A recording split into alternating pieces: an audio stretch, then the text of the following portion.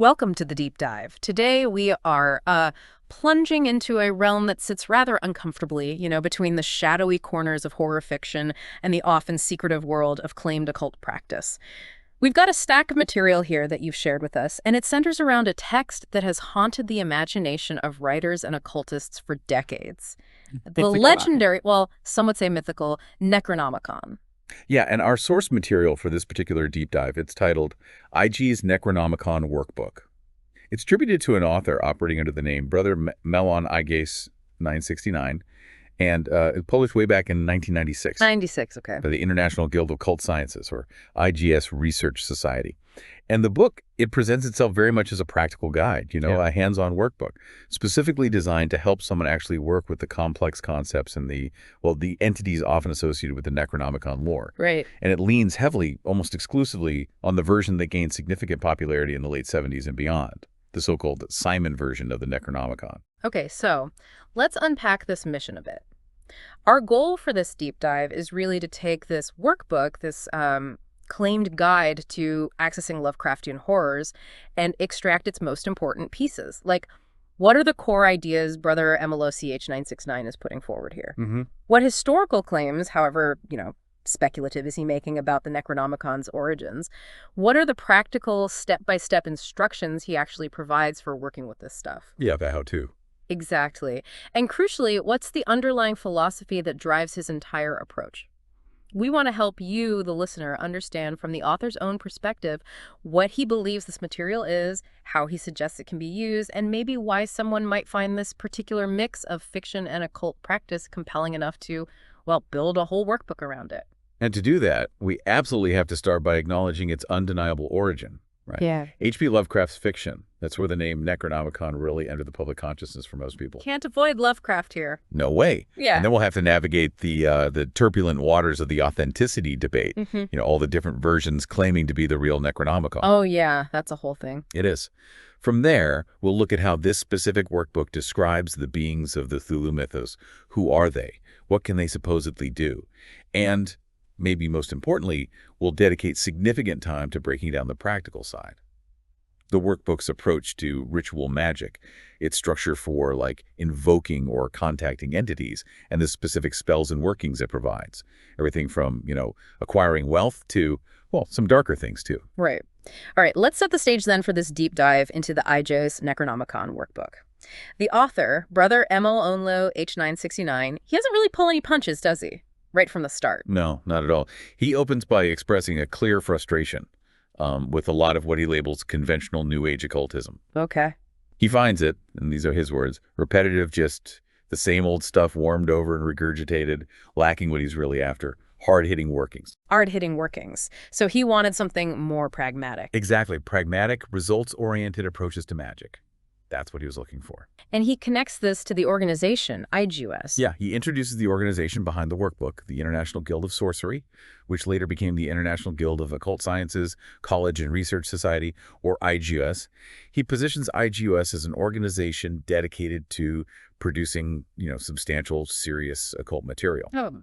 And importantly, making it accessible to the general public. Accessibility. That's interesting because usually this kind of stuff is seen as, well, maybe too dangerous for everyone. Precisely. And he tackles that argument head on. The idea that such powerful information might be too dangerous for just anyone to get their hands on. How does he handle that? He dismisses it.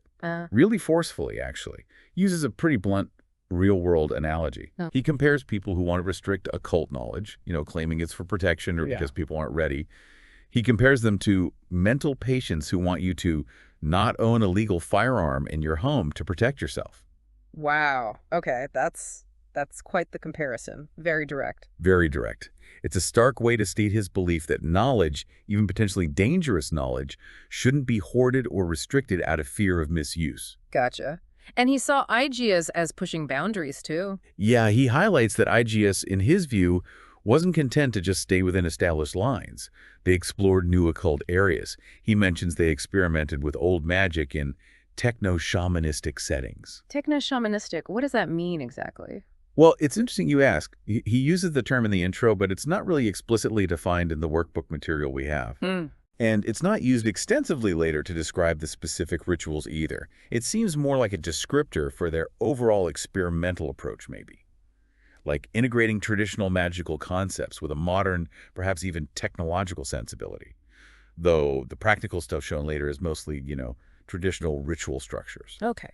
So what about his personal connection to the Necronomicon? Was this a long-term intrigue? Oh, absolutely. A long one? He says he explored the subject for years, collected literature on it, but kept finding this significant gap, Which was? a real lack of practical guides on how to actually use the material. Hmm. As he puts it, there were no cookbooks. Lots of lore, history, speculation, yeah, but nothing that gave clear instructions for practical application. Right, just stories, not instructions. Pretty much. Until, according to him, the turning point came.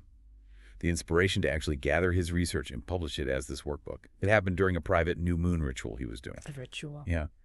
He describes experiencing a flash of premonition, which apparently convinced him the time was right. Okay. After this, he contacted someone named Thorgard, a key figure at I.G.A.S. And Thorgard basically validated the idea, said, yeah, there's public interest.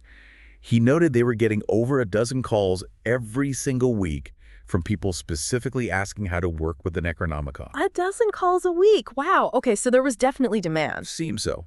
Before this workbook, Thorgard had apparently been referring these callers to other I.G.A.S. correspondence courses. Like prerequisites? Kind of. Their sorcery course for, preliminary instructions on working with spirits and energies, and their Magus Ritual Magic course for understanding more complex ritual structures and working with specific entities. Makes sense. But, as the author points out, they didn't have anything specifically focused on the Necronomicon itself, which is exactly where this workbook aimed to fill the void. So how does he frame the path for someone wanting to use this workbook? He lays out this sort of three-step process for anyone serious about working with this material and, unlocking its secrets. Step 1, get a copy of the Necronomicon itself, preferably the Simon version, since that's the focus. That gets you 1/3 of the way there. Okay. Step 2, obtain this Necronomian Workbook, his workbook. That gets you 2/3 done. And the final third. That's the actual work. Yeah. The final, and maybe the most crucial third, is dedicated to spending significant time reading, studying, and most importantly, practicing the material diligently. Practice, practice, practice. Exactly. He also strongly advises getting additional reading, specifically recommending his own book, The Complete Book of Evocation. He presents it as a guide to working with spirits that's applicable to basically any magical system. Right. And he adds a warning too, doesn't he, about jumping in too soon? A crucial one, yeah. He puts a disclaimer right up front. Yeah. If you have little practical background in the occult, especially in ritual or ceremonial magic, his strong suggestion is put this workbook down for now. Go and complete those prerequisite I.G.A.S. courses first. So it's not for absolute beginners. Definitely not in his view. Yeah. He sees this workbook as being for practitioners who already have some foundational knowledge. Okay. What about the dedication? Does that give us any clues about his influences? Oh, the dedication is quite telling, actually. It really shows how he sees his work fitting into the larger occult and literary landscape. It's dedicated to the memory of 4 distinct figures. H.P. Lovecraft, obviously the originator, Yeah. Jack Parsons, the rocket scientist, and Aleister Crowley follower who, mixed occultism with science. Parsons, right. Fascinating guy. Definitely. Then Aleister Crowley himself, hugely influential in 20th century occultism, and finally Herman Slater. The guy who published the Simon Necronomicon from the Warlock Shop? That's the one, the magical child, yeah. The author states that these 4 individuals between them provided a cosmic influence in the occult for the workings of a new mythology. A new mythology. Interesting phrase. Isn't it? He also thanks key people at I.G.A.S. and his family. But that dedication clearly places the workbook within a lineage that combines modern occult practice with the specific mythos created by Lovecraft and disseminated by figures like Slater. Okay, so that sets the context. Now, how does the workbook actually describe the Necronomicon itself, the dreaded text? It presents it as the Book of the Ancient Ones, beings who supposedly existed before humanity, whose power and nature are just beyond our comprehension. Classic Lovecraftian concept. Totally. It's said to contain their names, their legends, and the rituals related to them. And using these rituals, the author claims, can cast the reader into another reality and force them to face stark, raving chaos. Doesn't sound like light reading. Not exactly. He delves into the commonly accepted origin story, tracing the whole concept back to H.P. Lovecraft's intense nightmares in the late 20s. Yeah, nightmares, he says, filled with horrible things too terrifying to describe. Lovecraft, feeling these macabre dreams were too vivid or compelling to just keep to himself, started writing about them. The author notes that Lovecraft's writings, filled with what Brother Milo calls his twisted subconscious ravings, went on to inspire a whole generation of horror and science fiction authors. And these writings introduced the ancient ones. They did. Lovecraft's creations, as described in the workbook, include the ancient ones themselves depicted as a race of interstellar beings, capable of traversing time, space, even reality itself, wielding power unimaginable to humans. Okay. And at the very heart of this power, the author places Azathoth, described as the blind idiot god, the pure form of chaos incarnate. The blind idiot god. Lovecraft had a way with names. He certainly did. Azathoth is presented as the ultimate source of discord, uneasiness, abnormal physics, and ultimately just meaningless phenomena within the cosmos. So pure chaos. Pure chaos. But one of the surprising aspects the author points out is Lovecraft's reaction when readers started taking the Necronomicon seriously, like believing it was a real book. He didn't expect that. Apparently not. Lovecraft, who saw himself as a rationalist, never imagined this would happen. The author notes that some theorists even wrote to Lovecraft, suggesting his subconscious mind had somehow tapped into the primal essence of the universe, visualizing these dark forces. That's quite a leap from writing horror stories. It is. And, according to this workbook's interpretation, Lovecraft's deepest fear, his own worst nightmare, was the loss of control. Specifically, losing control over your own mind, your perception of reality. Which is a constant theme in his stories, right? Characters going mad. Exactly. It's everywhere. Characters frequently descend into madness after encountering these cosmic horrors and the forbidden lore. So did Lovecraft intentionally try to make people believe the book was real? The author suggests Lovecraft used what he calls mild propaganda within the Cthulhu Mythos stories. Well, not maliciously. It was intended to enhance the reader's experience, to convince them the book might be real, making the stories, in the author's words, more fun to read. Ah, okay. Like building the atmosphere. Exactly. Lovecraft reportedly relied heavily on rumors about the book, adding details like claiming only 5 known copies existed, just to build suspense and mystery around it. And did that work? Oh, it worked, maybe too well. It had an unintended side effect, as the author highlights. Dealers started advertising and selling what they claimed were copies of the Necronomicon for incredibly high prices. Hundreds, sometimes thousands of dollars. Seriously? For a fictional book? Yep. Brother Mello Fic Check H 969 suspects. Lovecraft likely viewed this whole thing with a degree of amusement, seeing it as a classic case of a fool and his money is soon parted. He probably got a kick out of it. So why does this desire for the book persist then, decades later?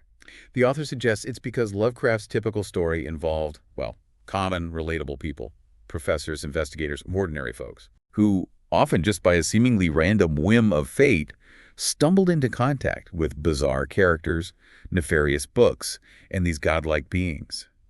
And the way these encounters were described was so vivid, so immersive, that some people genuinely started to wonder if Lovecraft had somehow, psychically perceived it, or maybe even astral traveled to witness these events. The power of his writing, basically. Exactly. And the central cautionary theme running through almost all of it. A stock warning that echoes to this workbook, too. Which is? Don't call things up that you cannot put back down. Or, as the author adds with a touch of practical wisdom, quoting his father, don't let your mouth say things you can't back up. Good advice in general, really. Definitely. Don't mess with forces you aren't prepared to handle or dismiss. The author also brings in some historical context about Lovecraft's time, right? The occult revival. Yeah, that's a valuable point he makes. He notes that Lovecraft's time, the 1920s and 30s, came right after a significant revival of interest in magic and the occult. You had magical fraternities like the Hermetic Order of the Golden Dawn in Europe flourishing, attracting big names like the poet W.B. Yeats, S.L. McGregor Mathers, and of course, Aleister Crowley. Crowley, yeah. Hard to avoid him in 20th century occultism. Impossible, really.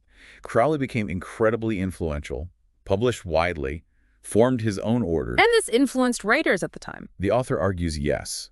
He points out that even some members of the Golden Dawn's outer orders included well-known writers, like Bram Stoker, author of Dracula. Stoker was in the Golden Dawn. I didn't know that. Apparently so, according to this source. And Arthur Machen, known for his intense occult fiction like The Great God Pan. The author uses this to make a point. Writers back then were often genuinely steeped in real occult lore and practices, which he contrasts with what he sees today, where he contends most of it is just made up to fit a story without any real basis in magical tradition. But Lovecraft himself denied being an occultist. Consistently denied it, yeah. He claimed to be a man of science, reason, and cold logical facts. Which seems at odds with his writing. Completely. As the author observes, it stands in stark contrast to his extraordinary imagination, his ability to dream up and articulate these obscure horrors and diabolical fantasies with such vivid detail that they felt real to others. So, despite Lovecraft's denial, the search for the book continued. Oh, yeah. Since Lovecraft first mentioned it, there's been, as the author describes it, a mad search for the book's physical whereabouts. And Brother Molo, Pliosynsum 69, confesses that even he, despite his pragmatic approach, finds himself mixing skepticism about its historical reality with a sense of wonder and openness to the possibility. Why would someone choose to believe, though, against the evidence? He explores that, draws analogies to phenomena like people dreaming of future events with uncanny accuracy or individuals with strong ESP abilities. Right. Or even just the common human experience of dreaming of places or things so vividly they feel utterly real, tangible. And then he poses the compelling question. What if Lovecraft did somehow plug into a unique alternate universe? A dark reality where strange magical tomes and godlike beings actually exist and actively plague the inhabitants. That's where the quantum mechanics idea comes in. Exactly. This leads him to reference the theory of quantum mechanics, specifically the idea of infinite realities existing simultaneously, worlds within worlds, planes of existence, and fluctuating dimensions. So, science can't disprove it. That's his argument. From this perspective, science cannot definitively, flatly deny these possibilities. He reminds the reader that past scientific assumptions like human flight being impossible or going to the moon were eventually proven wrong. Good point. Suggesting that our current limitations don't preclude future discoveries of phenomena currently considered impossible. So, the bottom line question remains. Is the Necronomicon, and the reality it describes, fact or pure fiction? The workbook doesn't really force a definitive yes or no. It leans into the what if, fueled by imagination and these alternate reality theories. It suggests that the very possibility is enough to make it interesting for a magical practitioner. Okay. So, moving from possibility to the actual published regions people can get their hands on, what does the author think about the authenticity debate around those? Right, the authenticity debate. Brother M.O.L.O.S.H. 969 is pretty dismissive of the few modern versions he encountered that claim to be the single real one. Why? He notes they just don't match Lovecraft's own descriptions. Lovecraft made the Necronomicon sound more like a history text, albeit a terrifying one, filled with fragmented sentences used for invoking power, seeking salvation, or just describing horror. These other versions didn't fit that description. What about Lovecraft's own story about the author Abdul al-Hazred? He recounts Lovecraft's consistent story. The fictional author was Abdul al-Hazred, the Mad Arab, who supposedly translated it from an older language back in the 8th century CE. The author acknowledges the historical context. Arabs and Moors were widely seen as great magicians and alchemists then, which lends a kind of surface plausibility to the idea that a Moorish wizard might have deciphered ancient scrolls. But Lovecraft admitted he made the name up, right? Yep. With a touch of amusement, the author includes Lovecraft's own admission that Abdul al-Hazred was a name he invented during childhood games. Okay. But then, drawing back to that quantum mechanics idea again, the author speculates. Maybe Abdul al-Hazred did actually exist, not in our history, but in an alternate time, space, or reality. Ah, the multiverse again. Exactly. And he posits, maybe Lovecraft's subconscious mind somehow managed to plug into this dark reality to perceive these things. Even though Lovecraft denied being psychic. Right. He reiterates Lovecraft's denial of being a medium or occultist, but argues that denial doesn't necessarily rule out him having some form of psychic or astral travel ability. The speculation here is, if Lovecraft did access such a reality, he'd have compelling reasons to deny it vehemently. Like what? Well, to protect his credibility as a man of science and reason. And, maybe more importantly back then, to avoid the risk of being deemed mentally unstable and, institutionalized. That makes sense. A big risk. Huge. The author contrasts this speculation with the scientific method, which demands observable, repeatable experiments. Right. Proof. Right? He asks the practical question. How do you prove an alternate reality with godlike beings using that method? His answer is pragmatic. You don't, at least for now. Science, he contends, will likely just maintain an impossible stance until it either develops the theory and tools to peer into such realities, or maybe until humanity develops psychic or astral abilities to a degree that allows for some kind of empirical verification. So until then, it's speculation.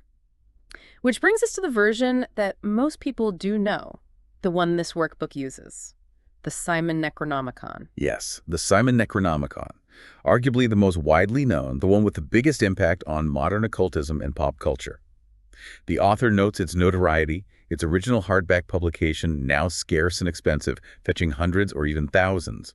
He even mentions you can get direct printers to take the paperback, enlarge it, and bind it in leather for collectors. What about its origin story? Described in the workbook as rather bizarre, reportedly began with a mysterious gentleman known only as Simon. Just Simon. Just Simon, who apparently gave a manuscript to the Warlock Shop, Herman Slater's famous occult bookstore in New York. But curiously, the publishers themselves reportedly claim they didn't have access to the original translated source materials, which just adds another layer of mystery and suspicion. And it has that famous warning inside, doesn't it? Oh yeah, the ominous warning, often attributed to Fate magazine, states the magic within is nothing to fool with, and using it may expose you to psychological forces with which you cannot cope. Pretty intense. Very. The author notes quite dryly that this warning, while stark, certainly adds to the mystique and mythology surrounding the book. What does the author say about Herman Slater himself, the publisher? He provides some background, describing Slater as first and foremost a businessman. Shrewd. He relates info from third parties who knew Slater, suggesting he was adept at catering to his diverse clientele. Like, he'd present himself with different occult titles depending on who he was talking to, sometimes a witch, sometimes an obi, a priest, sometimes a warlock. A bit of a chameleon. Seems like it. The consensus among those the author spoke with seemed to be that while Slater might not have been an overt liar, he definitely pushed the limits of belief a bit too far to make sales. So the big question, did Slater actually have real manuscripts, or was it all a fabrication? That's the ongoing debate. Did he actually possess genuine Necronomicon manuscripts, or was the whole thing, as some believe, a misrepresentation concocted by Slater to sell made-up copies of a fictional book? And if he did have real dangerous manuscripts, why publish them? Exactly the author's question. Why publish them knowing the potential harm? Surely, he reasons, psychotic idiots and foolish dreamers would be the first ones lining up to try contacting dangerous forces. He speculates that maybe Slater did know for sure that there were precautions, protective measures that actually worked to safeguard the practitioner. Ah, okay. Which ties into the author's view on banishings in the Simon book. Precisely. This leads directly to Brother Amolo Cage 969's strongest opinion regarding a specific claim in the Simon Necronomicon text, the assertion that there are no effective banishings against the summoned horrors or ancient ones. And he disagrees. Strongly. He calls that claim nonsense to anyone trained in ceremonial or ritual occultism. He takes the stance that Slater wouldn't have been so irresponsible as to give out a loaded gun, metaphorically speaking, without knowing safety mechanisms were available. So the implication is protection is possible. From the author's perspective, yes. Protective measures are possible and effective within this system, despite the Simon book's direct claim otherwise. Okay. Are there other notable versions mentioned, like the Neville Spearman one? Yeah, he touches on the Neville Spearman version. This one claims a completely different origin story. It alleges translation from the private writings of Dr. John Dee. John Dee, the Elizabethan magus from the 1600s. That's the one. Famous astrologer and necromancer. And Dee worked with Edward Kelly, right? The scryer. Yes, Edward Kelly. Described here as a known rogue, questionable past, but claimed powerful clairvoyant abilities. The author pragmatically dismisses Kelly's history as a moot point here. The only relevant question, magically, is whether he could actually scry or not. And they developed Enochian magic? They did. Dee and Kelly are renowned for pioneering Enochian magic, based on Kelly's claimed contacts with spirits presenting themselves as angels. These spirits reportedly dictated a unique alphabet, powerful names, calls so potent they supposedly had to be vibrated or even said in reverse. Did people believe it worked? Well, some modern practitioners doubt Kelly's scrying, sure. But the author notes that even members of the Golden Dawn's inner order, respected occultists, experimented extensively with Enochian magic and were convinced it was powerful. Aleister Crowley especially is highlighted as sincerely believing in its authenticity and power. So the Spearman version claims to be from Dee's Enochian notes. That's the claim. Robert Turner, the editor, reportedly got help from a cryptographer, David Langford, who used a computer program called Krypton-4 to decipher the so-called Book of Enoch tablets, the 49-plus tablets Dee and Kelly used to record the angelic communications. Wow, okay. So with all these competing claims, different versions, is it all just a fraud? The author tackles that head-on. Is it all just a fraud? Many people think so, he admits. But if it's truly just rubbish, why the continued attraction? Why the enduring mystery, the continued sales, even after years of debunking? Good question. The author offers a simple, maybe profound suggestion. Perhaps people want to believe. They want to believe. Yeah. And this leads him to a core principle he learned from his old mentor, Ron. It seems to be a cornerstone of Brother Moloch 969's whole philosophy of magic. Which is? The saying is, any system of magic will work if it is consistent in and of itself. Okay, what does that mean practically? The idea is, if a magical system has internal logic, structure, defined correspondences, and if you follow its guidelines precisely and consistently, results should happen. The intensity or specific manifestation might vary, might be debatable, but the system, used correctly, according to its own rules, ought to produce some kind of perceivable effect. And he uses this to explain how the Necronomicon, even if fictional, could work, through thought forms. Exactly. He introduces the concept of thought forms. The idea is, if enough people fully believe in something, even something totally made up. He uses a funny example, the blue turnip of planet X103. That collective belief over time causes the concept to take on its own form or energy. So belief gives it power. It becomes a thought form, sustained by the concentrated energy of its believers. The intensity, he argues, relates directly to the number of believers and the strength of their belief. How it manifests physically or psychically, less predictable. Energy takes the path of least resistance, and we don't fully understand how that works. So applying that to the Necronomicon. He argues that since Lovecraft published it, and then through all the belief from readers and occultists, it has become a most powerful thought form in its own right. Therefore, the intensity and effectiveness of magic performed, using his concepts, depends heavily on the individual experimenter's ability to tap into that thought form's energy. Okay, so the bottom line for the author is, belief makes it real, in a sense. Pretty much. His rationale for the workbook is this. Regardless of whether you personally believe the Necronomicon is a historically real ancient text or just Lovecraft's imagination, it has, through decades of belief and focus, acquired a unique power as a thought form. He contends that if you work the rites in accordance with the system outlined within it, specifically the Simon version, you will get results. And you can adapt it too. Furthermore, if you have sufficient skill and training, you can even successfully adapt its workings and concepts to your own established magical system and still see results. But the extent of those results, he explicitly states, depends significantly on maintaining a positive, focused attitude. Because ritual magic, in his view, feeds off of the operator's emotions. Yeah. Basically, you get what you expect to get. But adapting requires skill. Oh, yeah. Adaptability and integration require skill and practical training, particularly in established systems like ritual or ceremonial magic. He stresses building upon logical basics to form more powerful concepts within your system. The Necronomicon material can be integrated into that framework, but you need the framework first. Right. Okay, let's shift focus to the beings themselves. The Cthulhuian Mythos entities as presented in this workbook. The ancient ones. Yes, the ancient ones. They're the secret, the core, at the heart of the Necronomicon. Who or what are they? Where did they come from? Where are they now? Where does he start with that? Lovecraft again? Back to Lovecraft, yeah. Specifically the short story, The Call of Cthulhu from 1928. That's seen as the inaugural text introducing this mythos. It tells the story of a young man finding his dead granduncle's manuscript about a bizarre cult worshipping a monstrous entity. Leads him on a quest, brings him face-to-face with this ageless horror. That story, he notes, is where the myth of Cthulhu truly rises. And Cthulhu itself, how's it described? Described not as a he or she, but as an it, an entity from another time, space, reality, possessing deity-like power. The myth, as recounted here, is that great Cthulhu and his monstrous brood came to Earth eons ago, settled on a sunken island, Arlaia, built their Cyclopean city. Right, Arlaia. They supposedly waged war against the Elder Gods, who the author equates here with the Sumerian gods. The Elder Gods eventually won, banished the Ancient Ones to another dimension or reality. Cthulhu himself is said to be sleeping, maybe dreaming, in this colossal lair in Arlaia at the bottom of the ocean. And Arlaia is like Atlantis, but creepier. Kind of, yeah. Akin to Atlantis, but unique as Cthulhu's home.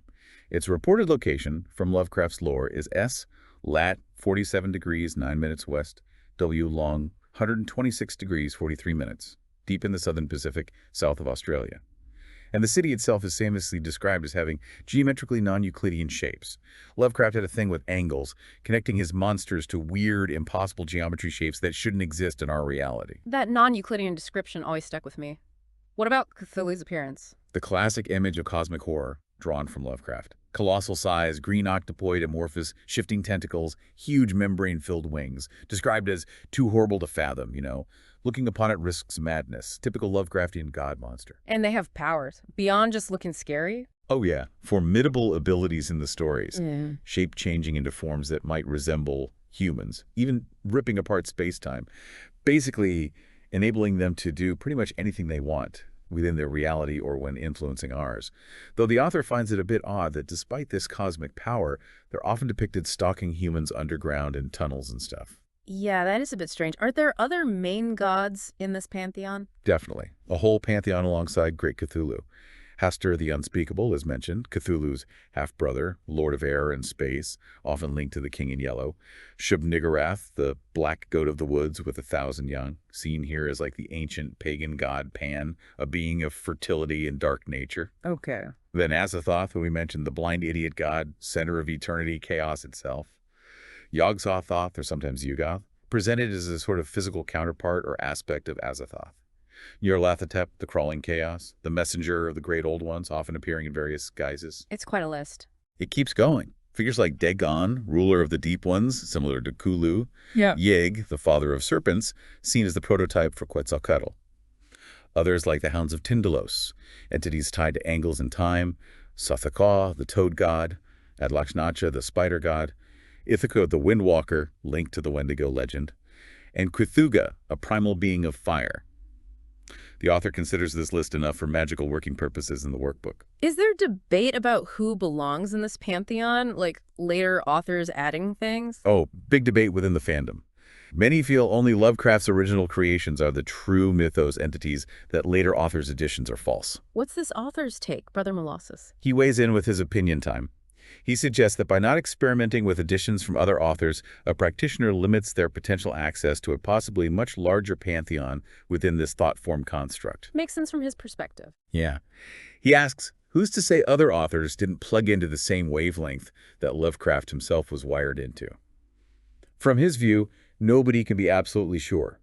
He encourages exploring these later editions, seeing what new experiences or powers these horrors might have in store. But he notes the Simon Necronomicon itself doesn't have much of this Cthulhu pantheon. Right. Despite using the name, the Simon book doesn't actually include much of this specific Cthulhuian pantheon from Lovecraft and later authors. Its focus is primarily on Sumerian and Babylonian magic and deities. So people expecting Cthulhu might be disappointed. Potentially. But he advises practitioners not to be disappointed. He reminds them, quoting, anything in sorcery may be utilized, even man-made deities and demons. He drives this home, quoting the famous saying, God made man in his image, and man was so pleased that he returned the compliment. Okay. Using it to argue, you shouldn't worry about working with deities or forces that might be man-made thought forms, because in his view, everything mythological, every pantheon, was essentially made up, or formulated by humans at some point anyway. So treat them with respect, but don't get obsessed. That's his final thought on it. Treat these deities or entities with respect, but crucially, don't become enslaved to them or their images. Use common sense. Use your inner wisdom. He concludes this section posing the question, who knows, you may have found just what you were looking for, implying the search for meaning or power might lead you to these unexpected corners, real or imagined. Okay, let's get into the hard-hitting sorcery part, the workbook section. How does he suggest using this material practically? Right, the workbook aspect. He states that while the Simon Necronomicon's main focus might seem to be contacting ancient ones or exploring the gates, it actually contains a lot of material you can adapt for more general sorcerous practices, aimed at tangible results. His particular focus in this section is applying techniques to the 50 names of Marduk, which is a key feature of the Simon text, derived from Babylonian mythology. The 50 names. Right. How does he suggest using their seals or sigils? He describes adapting a voodoo methodology, using the grimoire seals, specifically the Marduk ones, in a way that's different from typical ceremonial magic, or even what the Simon book itself might detail. A voodoo method, how does that work? It involves first copying the chosen seal onto virgin paper. He recommends using either dove's blood ink or dragon's blood ink. He sees these as representing yin and yang, creating and destructive forces. He actually uses either ink for both positive and negative workings, seeing the underlying energy as the same. Okay, draw the sigil, then what? Then you consecrate the talisman using the elements: fire, earth, air, water, standard stuff. Following that, you infuse it with the power of spirit. This is done by concentrating your intent while either chanting psalms or invoking a lowest spirit depending on your background. He calls it charging the middle pillar of the talisman. Then the thinner seal gets anointed with an appropriate occult oil, sprinkled with a corresponding magical powder, and passed through sympathetic incense smoke, all chosen based on the purpose of the sigil. And after charging it, It's placed on the altar under a candle that's been ritually dressed for the working. Then you have a personal choice. Either carry the charged talisman with you, maybe in a root bag, to keep its energy close, or place it permanently under a long-burning candle, like a 7 or 14-day candle, on your altar to sustain its power over time. He says he's used both methods, found them equally effective. The core suggestion is you can take these potent Marduk seals from the Simon book and apply this relatively streamlined voodoo-inspired method to make them active talismans. Requires, in his words, minimal work compared to more complex operations. does he address potential criticism? Like, is this method powerful enough for these sigils? Yeah, he preemptively tackles that. Some ceremonial magicians might argue the Marduk sigils are too potent for a simpler voodoo method compared to rigorous processes from, say, the Key of Solomon. They might claim this approach is ineffectual. In his response. He calls that idea nonsense. Refers back to his own experience, probably from his I.G.A.S courses, saying it demonstrates spirits and forces work when used properly with a consistent system. He strongly encourages readers to try at least one spell using this adapted method just to break out of their routine and experience new things from different magical cultures. So that's the adapted method. What's the traditional method from the Simon book itself? The workbook notes the traditional method for using these seals from the Simon text is to engrave them onto clay tablets or draw them meticulously on clean parchment, implying a more elaborate, maybe Babylonian-style ritual context, though the workbook focuses on offering alternatives here. Okay. Can you give us some examples from the 50 names of Marduk themselves? What kind of powers do they represent? Sure, he provides an overview. Each name has attributes, powers, sometimes a vibratory word. For example, Marduk #1 is the Lord of Lords, the most powerful, called when all else fails. Word is Duga. Marutuka #3 is Master Protection, binds foes. Barashamshu #4 is a worker of miracles, the most beneficent. Word is Ba-Ulduru. Okay. Protection, miracles. What else? Namtalaku #8 is said to raise the dead and converse with spirits from the abyss. Echoes traditional necromancy. Word is Badotugukutugu. Ziku #15 bestows riches, finds hidden treasures. Word Gigimagampa. Suram #20 is described as deadly to enemies, can kill easily and without thought. A stark example of destructive magic. Word Mashanagal. Whoa. Okay. Gil #30 governs procreation, plant growth. Word Agabal. Nibiru #49 is the spirit of the Gate of Marduk, a gatekeeper. Word Durguri. And Ninuam #50, the final one, determines laws, reigns of kings. Author advises only using this for major catastrophe or a ruler's death. Word Gashtig. That's quite a range, from raising the dead to making plants grow. How do you choose which one to use? He notes the list is adequate, though acknowledges some meanings can be vague. Some are warriors, lawgivers, attendants. His advice is practical. Meditate on your specific need. Use your inner guide or intuition to feel which name or entity is most appropriate. Then choose corresponding tools, candles, oils, incense, colors that resonate with that entity's attributes, and meticulously plan the ritual. And he knows this might sound primitive. Yeah, he acknowledges it might sound like primitive magic to some, but stresses sounding primitive does not negate its effectiveness. The key, again, is consistency and focused intent. Okay. Let's look at the broader ritual magic structure he presents for working with the Necronomicon material, especially the more complex stuff like the gates. Right, and here he places a very strong emphasis. You need a solid background in ritual magic, ceremonial magic, or Kabbalah to truly understand the forces and structures you're dealing with when using the Necronomicon rites. So, back to the prerequisite idea. Absolutely. He warns this isn't something you can just pick up and do safely without preparation. It takes dedicated study, perseverance, practical application of foundational principles.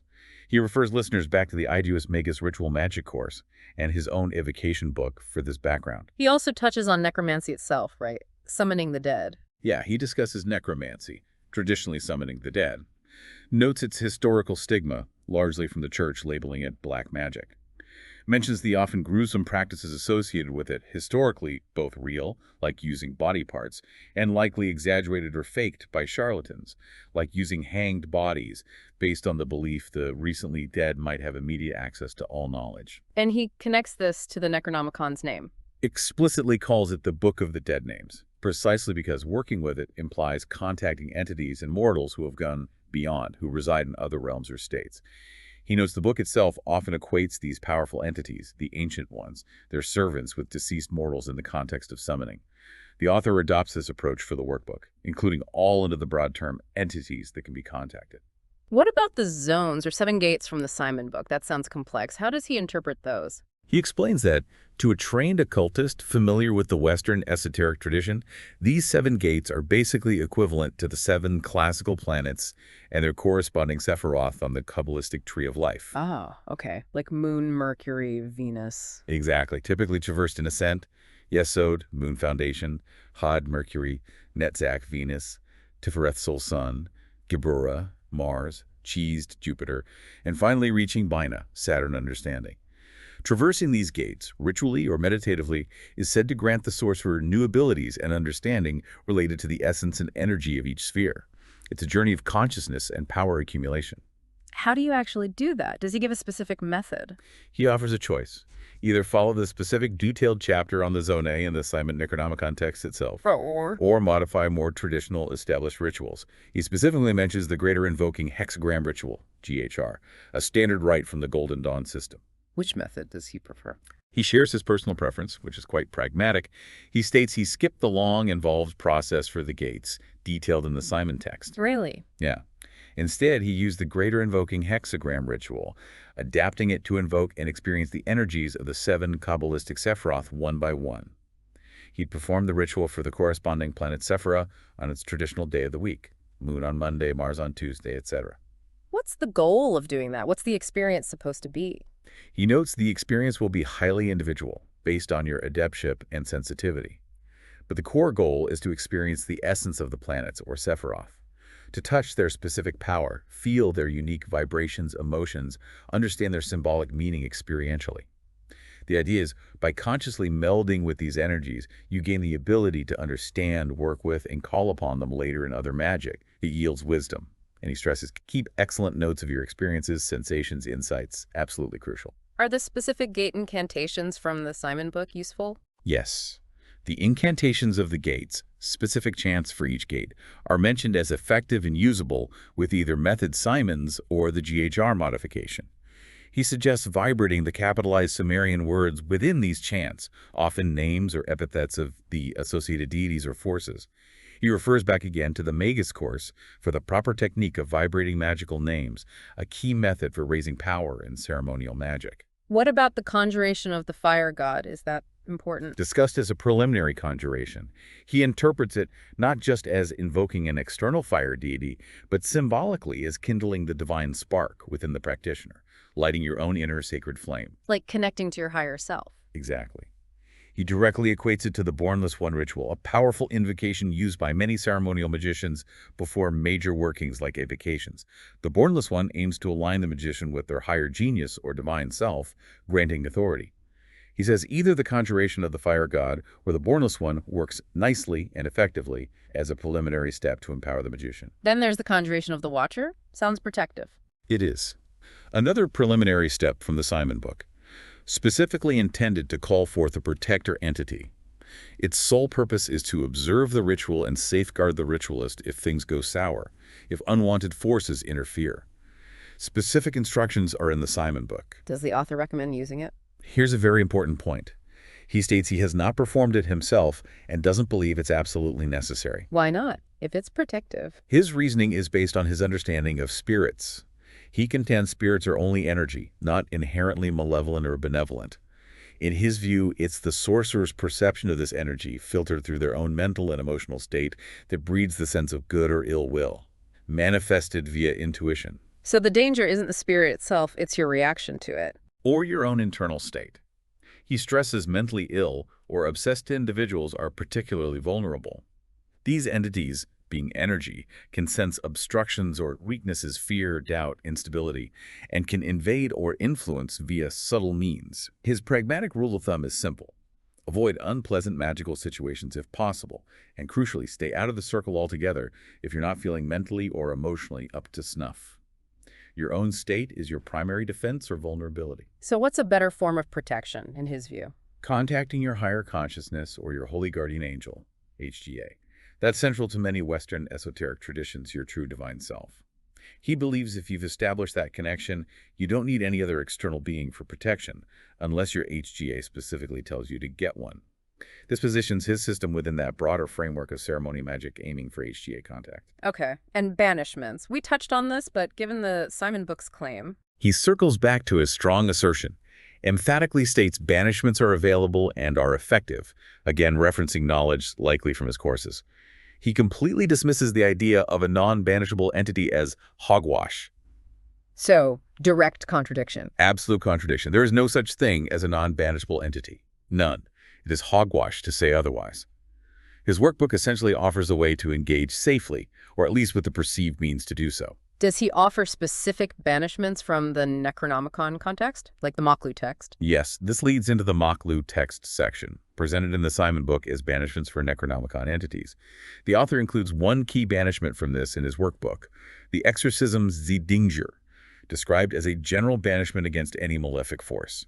He provides the full text. What if the chant just sounds like gibberish? How does he explain its effectiveness? He offers an analysis. Notes, Sumerian and Babylonian chants often used repetition, similar to prayers like the Hail Mary. This repetition, he suggests, serves a magical function, instills peace and focus. More esoterically, he posits the rhythm causes an energy wave or helps enter an alpha state, relaxed but focused, associated with magic. In this state, the mind is more receptive, but also more protected, maybe by raising its vibration. Does he worry about authenticity? Could the Simon author have just made them up? He acknowledges that possibility. The Simon author could have made up chants in a Sumerian-esque style. However, Brother Mulligate's core belief is the book functions as a workable system regardless of 100% authenticity. The consistency principle again. Exactly. Therefore, he states, the Moklu text incantations are usable and effective when working within the Necronomicon system, and he advises practitioners to use them. Okay, now the Book of Calling. This is the core grimoire part. Described as the veritable heart of the Necronomicon. The main grimoire section with specific rites for summoning spirits and entities. The workbook outlines the required preliminary steps before attempting these evocations. What are they? First, a preliminary exorcism of the temple or ritual space. A specific chant, Inusheb and Gigabsu, is provided. Standard practice cleansing the space before starting. Makes sense. What's next? Next is using the invocations of the four gates, also called from between the spheres in the Simon text. He explains these are equivalent to invoking the four watchtowers or elemental quarters used to guard the ritual circle in traditional magic. He provides the full chants for north, east, southwest, and a final invocation to seal the directions. These are explicitly used to ward the circle, though he mentions you can also just draw a physical circle normally if you prefer. Okay, cleanse the space, ward the circle. Then comes the preliminary invocation of calling the spirits of the dead. The author states this is the only preliminary invocation needed. Once performed, it can be used to summon any spirit, entity, or shade you want to contact from the Necronomicon or potentially other systems. The full chant is given, invoking figures like Ningizida, Serpent of the Deep, the Watcher, distinct from the Protector one, and Enki, key Sumerian god. So after that invocation, you call the specific spirit. How do you interact? Once the preliminary is done and you've named the entity, the workbook gives instructions. Once it appears, visually, auditorially, psychically, you speak the words Uduga Gugagishtoland. What does that do? It supposedly compels the entity to take on a comely appearance, not terrifying or hostile, and crucially to answer your questions truthfully. And dismissing it, sending it away. After you're done, you speak the dismissal phrase, Bara Ug Udug Ugugal. If it's slow to leave or seems resistant, just repeat the phrase until it's gone. What if trouble does happen during the ritual, despite precautions? He reiterates his earlier advice. Call upon your patron deity, if you have one, Or, more universally, call upon the infinite power of the cosmos itself.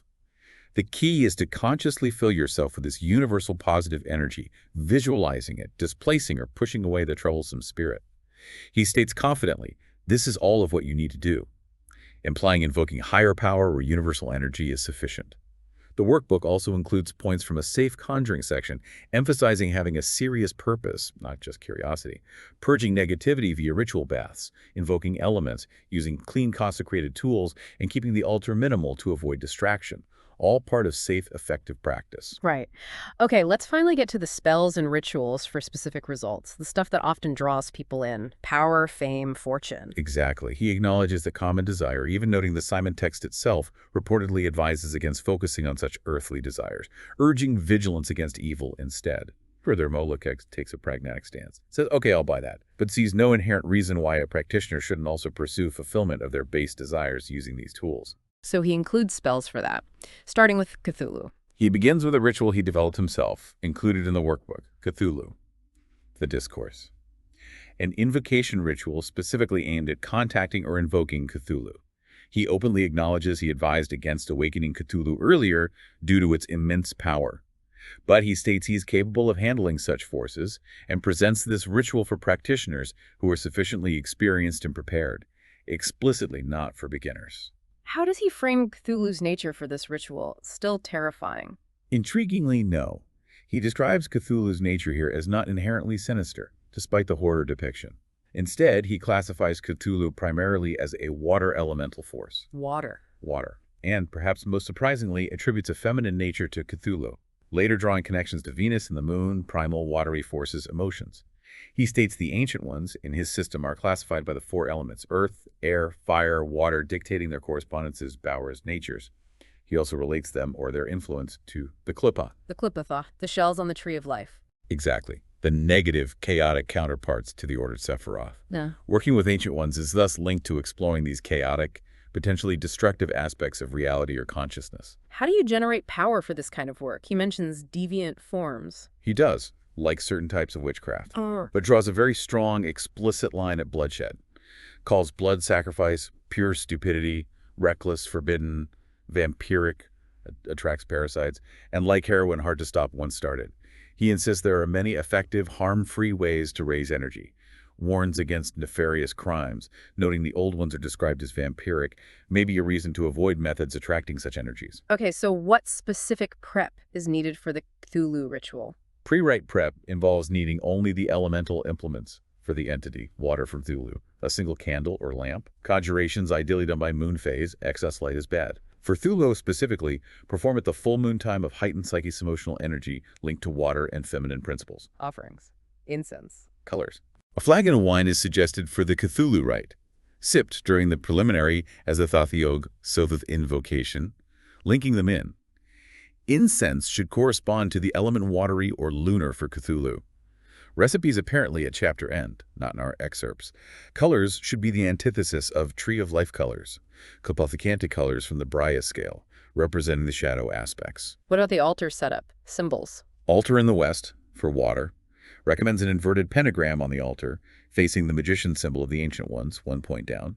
Conversely, an upright pentagram, point up, is for the elder gods who banish them, used for banishing. Any other knowledge needed? Some knowledge of Sumerian deities from the Simon lore is helpful, might call on them if trouble arises.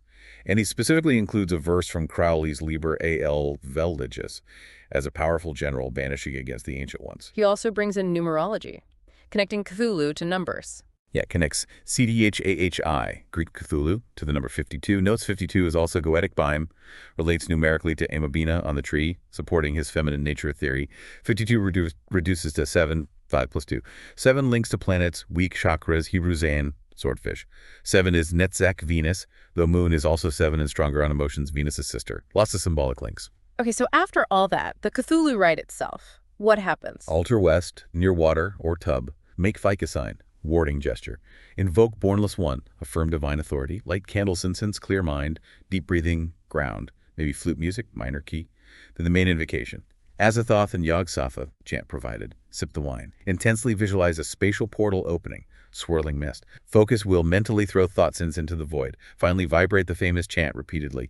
Funglim, Glunef Cthulhu, Gunelf Kutan, followed by the rest of the chant provided. Wait for response. Psychic, visual, auditory, energetic. Interact or receive effect. Thank great ones. Banishments. Close ritual properly. Intense. What other specific spells does the workbook offer? Protection. Attack. Several others. There's the exorcism of the spirits who attack the circle. A charm to banish disruptive entities during ritual. Author calls it very powerful. Provides the full chant. And the destructive one, to cause death to an enemy. Yes, but prefaced with extremely strong warnings. Use only for imminent danger, unavoidable threat. Using it for minor annoyances is foolish, courts insanity. Weak fools control by threat. But if necessary, smite thine enemy with thine all. How does that right work? Sounds serious. Darken place a separate circle. Draw Humwawa sigil from mural text, apparently. Sprinkle foul, baneful plants, skunk cabbage, belladonna, ragweed. Protective incense and brazier. Asafoetida, garlic, frankincense, dragon's blood. Banish using special concoction, recipe not given, and general banishments. If that fails, entreat Sumerian god Enki.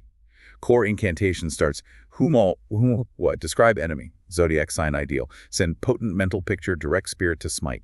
Afterwards, arcane formulas for banishment. Invocation to higher self for purification. Throw concoction on Humwawa sigil to cleanse seal. Okay. Definitely not for casual use.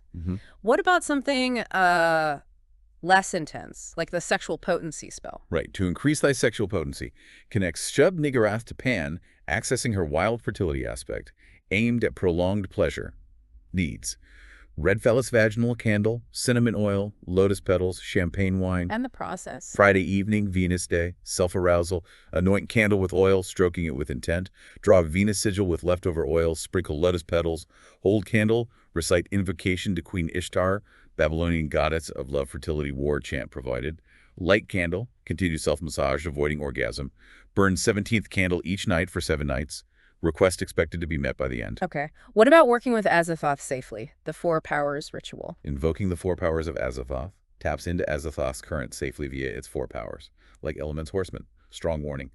Easy to accidentally let Azathoth itself through, inviting insanity death. How do you prepare for that? Alter, invoke higher self, stability of protection, clear mind. Visualize swirling force, doorway vortex of chaos, slow pace, deep slow breathing. Focus on voids sucking you in like a black hole. Maintain control. Invocation calls the 4 powers. I call to the 4 powers. Come one by one. List names. Paraxelis, Daedalus, Pythomancy, Puslain. Visualize each entering. Close and bolt the door behind each. Ask questions mortals usually aren't allowed. And dismissal. Guide back to door. Specific chant. 4 powers of the eternal chaos. I send thee away. Closed doorway. Often end with sign of life. Raised. Cross wrists. For separation safety. Are there more general protection spells, not just attacking? Yes. Protection from man's world. Protects from enemies, plots, harm from people. Author's philosophy is attack back, but offers this for those not inclined to aggression. Performed at 11th hour, any day. Call uses specific names. Iabados, Apacalandros, Hypesta etin, Kalanga delans, chant quoted. Visualize cocoon of elemental energy forming, hold, let fade into reality. What about protecting a place, a house? That's to hold back the tide of evil. Explicitly an exorcism for a dwelling, not a person. Cleanses, protects a space from negative energy entities. Performed on fire sign moon day. Censor with coals, throw herb substances. Nettles, camphor, dragon's blood, blessed salt. Cleansing, banishing, empowering mix. Work Widdershins, counterclockwise, in room. Swinging censer with the sun, clockwise. Chant starts Iabados. Hearken and hear thou me, evil ones. Includes names Yu, Ajeka, Bendar, Trine. Cleanses and blesses the place. And finally, the prosperity ritual. Asking for money. To gain in prosperity and wealth. Seeks monetary boons from ancient ones. Author adds practical advice. Study finance, business, don't squander gains, insult to old ones. No reason be poor today. Education, job aid. Help method varies. Opportunity, idea, connection. How's the ritual done? Night moon just past new, Sunday best. Altar. Invocation. Kibisagai, Tutului, Piroi, Jerkurdai. Hear me. Names. Thaviali, Ricurelli, Paveli, Celeriali. Envision self large, shimmering, gold-silver aura, steel rod from heavens to earth, connect higher material, breathe thrice, feel wealth fly in, gold, silver, gems, cars, homes, businesses. Affirm destiny from gods, won't squander, be patient. Crucially, actively seek fortune after. You must go out and find where they have left your provisions. Magic meets action. The workbook also gets into astral travel, to Lovecraft's Plateau of Leng. Yes, traveling to Leng, astral travel. Author theorizes mythical places like Atlantis, Shambhala might be astral plane realms, explains psychic contact claims, posits Leng is also an astral plane, says Lovecraft's I.G.A.S stories describe eldritch astral traveling, claims he personally stumbled on Leng during routine astral projection. Does he give a technique? His own specific astral exercise technique. Get comfortable, relax, drink path suggested. Clear mind. Focus on breathing. Deep breaths through left nostril, then right. Common energy work technique. His visualization? Descend spiral stairs into subconscious, step per exhale, inhale. Long journey, varies. Find oak door, iron hasps, doorway to center of earth, portal to inner astral. Pull handle should open easily. If not, blockage, need more practice. Relaxation visualization. What's it like inside? Gray mists of time-space reality. Mists might tug, resist is not ready. Enter only when truly ready, mentally, psychically. To get to Leng, mentally cast out interest toward Plateau of Leng. Mist should whisk you instantly. Eye focus is firm. Stress is magic, especially it's 90% imagination, 10% determination. Be firm. Deliberately avoid describing Leng further to not influence your visit. Only references Lovecraft's description. Non-Euclidean, wondrous shells, ancient ones ruled. And working with others. Starry Wisdom meeting groups. Yeah, it touches on group work.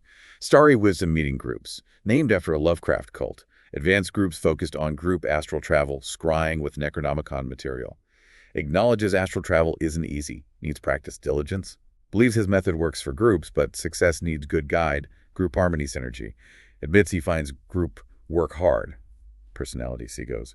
Quality sorcerers lead, follow, get out of way. Any practical tips for forming such a group?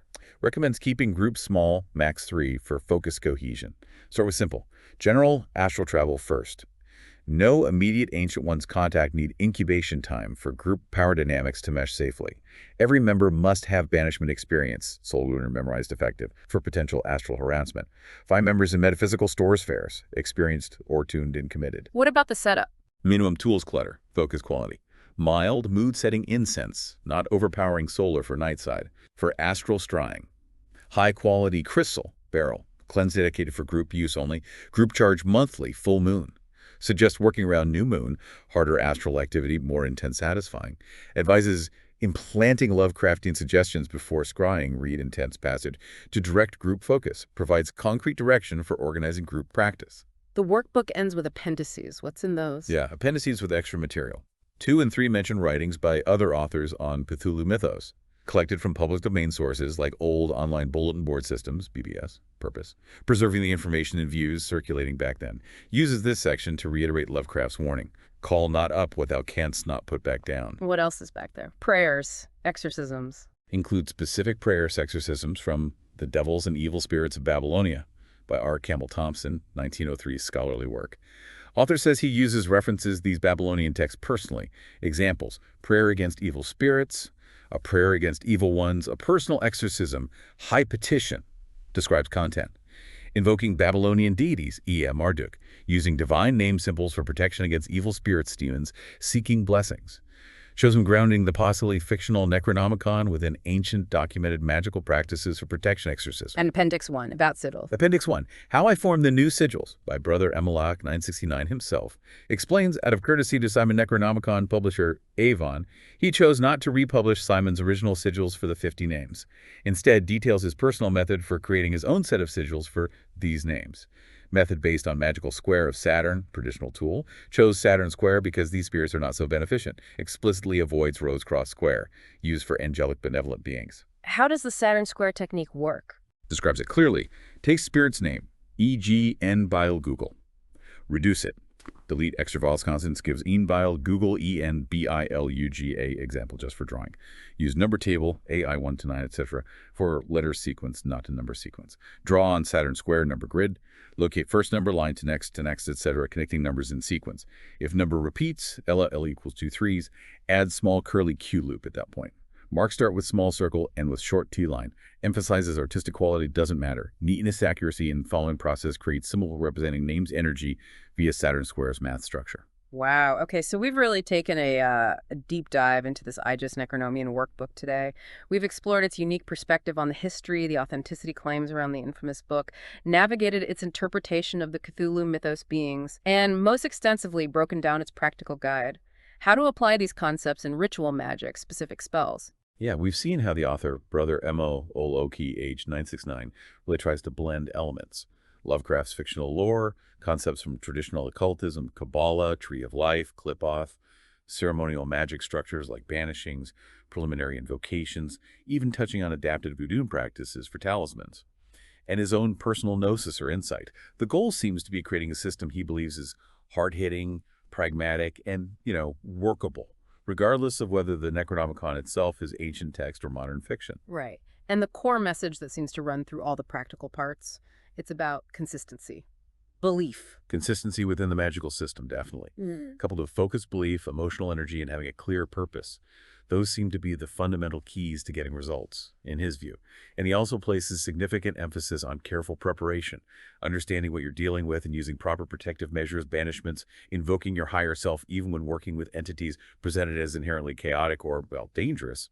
So this deep dive, hopefully, gives you listening a clearer, more detailed picture of the specific ideas and methods presented in this particular source material.